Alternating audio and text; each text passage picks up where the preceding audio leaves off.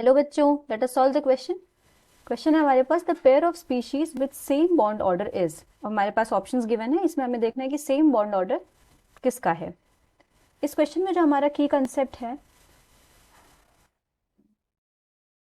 That is कि bond order जो होता है हमारा, उसको हम निकालते हैं यूजिंग बॉन्ड ऑर्डर। इसको हम निकालते हैं मॉलिक्यूलर ऑर्बिटल थ्योरी को यूज करके। ठीक है, हम इलेक्ट्रॉनिक कॉन्फ़िगरेशन लिखते हैं और उसके बाद हम इसमें से बॉन्ड ऑर्डर निकाल लेते हैं। जैसे कि अगर हम देखें तो अप टू 14 इलेक्ट्रॉन्स, मतलब किसी मॉलिक्यूल में अगर 14 इलेक्ट्रॉन्स हैं तो उसका कॉन्फ़िगरेशन कैसा होगा? Sigma 1s2, sigma star 1s2, sigma 2s2, sigma star 2s2, और फिर 14 इलेक्ट्रॉन्स तक की पाई ऑर्बिटल्स पहले आते हैं पी में। तो यहाँ हो जाएगा हमारा पाई 2px 2, पाई 2py 2। और ये 2 डायरेक्टली नहीं होना चाहिए, इट शुड बी पहले यहाँ पे एक इलेक्ट्रॉन फिल होता है, फिर जिसमें फिल होता है, क्योंकि हुन्स रूल हमें फॉलो करना होता है, दोनों के एनर्जी लेवल सेम होता है, तो पहले एक एक इलेक्ट्रॉन फिल होता है। फिर अगर और इलेक्ट्रॉन्स प्रेजेंट होते हैं तो ये हो जाता है 2 और ये भी हो जाता है उसके आगे 2। ठीक है, इसके आगे प्रोसीड करते हैं। फिर हमारा आ जाता है सिग्मा 2pz 2। अब यहाँ तक हो जाते हैं हमारे 14 इलेक्ट्रॉन्स कंप्लीट, यानी कि इसमें एंटी बॉन्डिंग में इलेक्ट्रॉन्स एंटर नहीं करते हैं। अब हम देखते हैं जनरल इलेक्ट्रॉनिक कॉन्फ़िगरेशन, जब इलेक्ट्रॉन्स का नंबर मोर देन 14 हो किसी स्पीशी में। ठीक है, तब हमारे पास हो जाएगा, ये तो हमारा सेम रहने वाला है, sigma 1s2, sigma star 1s2, sigma 2s2, sigma star 2s2। Then यहाँ पे 14 इलेक्ट्रॉन से ज़्यादा जब होंगे तो फिर हमारे पास सिग्मा पहले आ जाएगा, तो it is sigma 2pz 2। Then here it comes pi 2px1 which is equal to pi 2py1। फिर अगर इलेक्ट्रॉन ज़्यादा होंगे, ऑब्वियसली ज़्यादा होंगे, क्योंकि 14 से ज़्यादा इलेक्ट्रॉन्स हम कंसिडर करें तो ये 2 2 हो जाएंगे। अब इसके बाद इलेक्ट्रॉन्स यहाँ पे एंटी बॉन्डिंग में भी एंटर करेगा, तो एंटी बॉन्डिंग के लिए क्या हो जाएगा? पाई हमारे पास एंटी बॉन्डिंग में हमेशा पहले आता है, तो here it is pi pi star 2p1 which is equal to pi star 2py, यहाँ पे एक्स था, 2py1। अब अगर और इलेक्ट्रॉन्स होंगे तो इलेक्ट्रॉन्स एंटर करेंगे पहले एक्स में देन वाई में। फिर उसके बाद यहाँ पे आ जाएगा हमारा सिग्मा स्टार 2pz 2। ठीक है, ये हमारे पास आ जाएगा जनरल इलेक्ट्रॉनिक कॉन्फ़िगरेशन। ये तो हमने देख लिया पूरे के लिए, 14 इलेक्ट्रॉन से ज़्यादा के लिए। 14 यहाँ तक इलेक्ट्रॉन्स हमारे कंप्लीट हो गए थे, उसके बाद 16 17 18 19 20 21 22, इस तरीके से हम इसके अकॉर्डिंगली देखते रहेंगे, जितने भी नंबर ऑफ इलेक्ट्रॉन्स होंगे हम इसको प्रोसीड करेंगे। तो हमारा आइडियल वे तो जो होता है बॉन्ड ऑर्डर निकालने का, वो यही होता है कि हम इसमें से कॉन्फ़िगरेशन देख करके फिर बॉन्ड ऑर्डर हमारा होता है number of electrons in anti bonding, number of electrons in bonding molecular orbital minus anti bonding molecular orbital divided by 2। ये हमारा होता है आइडियल वे।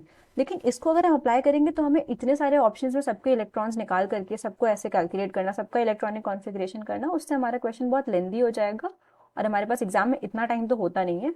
तो हम नॉर्मली क्या करेंगे, बॉन्ड ऑर्डर का एक और मतलब जो होता है, बॉन्ड ऑर्डर का जो बेसिक मतलब होता है that is number of bonds present.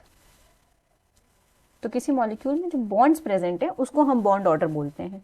अब इसके थ्रू हम क्वेश्चंस देखते हैं। अगर हम ए ऑप्शन देखें हमारा, तो हम इसमें नंबर ऑफ इलेक्ट्रॉन्स कंपेयर कर लेते हैं। सबसे पहले अगर हम बात करते हैं ऑप्शन ए में, तो हमारे पास ऑप्शन ए में O2 2 इसमें कितने इलेक्ट्रॉन्स हो जाएंगे? 18 इलेक्ट्रॉन्स होते हैं टोटल। B2 की बात करें, B2 में हमारे पास होते हैं 10 इलेक्ट्रॉन्स। O2 प्लस की बात करते हैं ऑप्शन बी के लिए, O2 प्लस में हमारे पास होते हैं 15 इलेक्ट्रॉन्स। NO प्लस में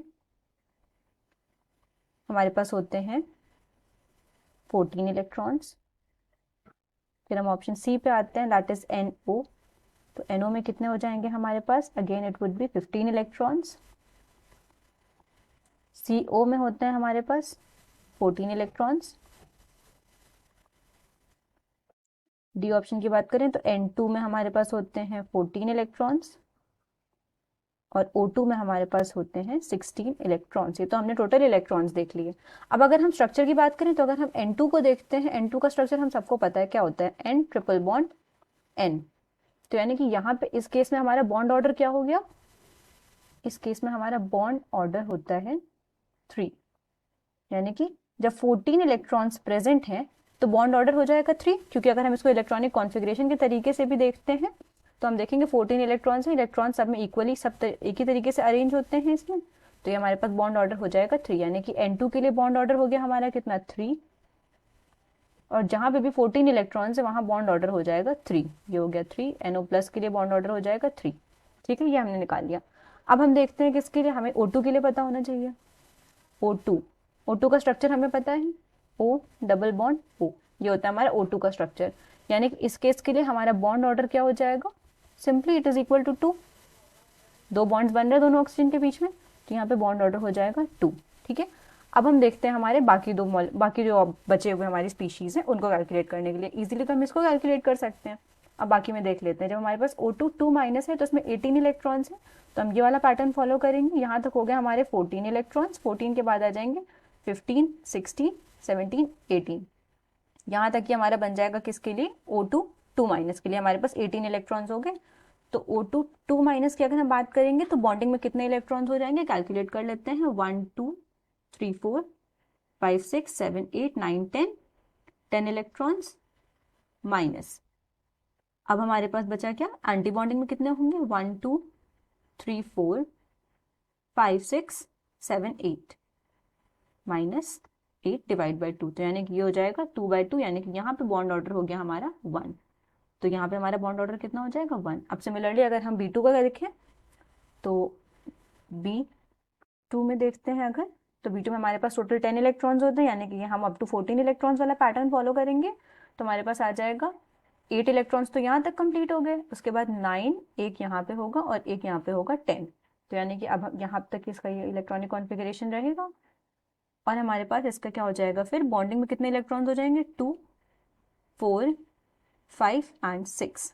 ठीक है, तो कौन कौन से इलेक्ट्रॉन्स हो जाएंगे यहाँ पे बॉन्डिंग में, 2 4, एक 2px में प्रेजेंट होगा पाई में और एक 2py में प्रेजेंट होगा पाई में। तो ये हो गया था हमारे पास टोटल 6 इलेक्ट्रॉन्स माइनस। अब हम एंटी बॉन्डिंग में देखेंगे तो एंटी बॉन्डिंग में 2 2 बस इतना प्रेजेंट है, यानी कि 4 डिवाइड बाई 2, तो ये 2/2 यानी कि 1 आ जाएगा। अब हमारा ऑप्शन ए अगर हम देखते हैं तो ऑप्शन ए में हमारे पास बॉन्ड ऑर्डर हमें बताना था कि इसमें सेम प्रेजेंट है, यानी कि हमारा करेक्ट आंसर तो यहाँ पे ऑप्शन ए हो जाना चाहिए, क्योंकि O2 2- और B2 दोनों में बॉन्ड ऑर्डर 1 है। Hope you found it understandable. Best of luck.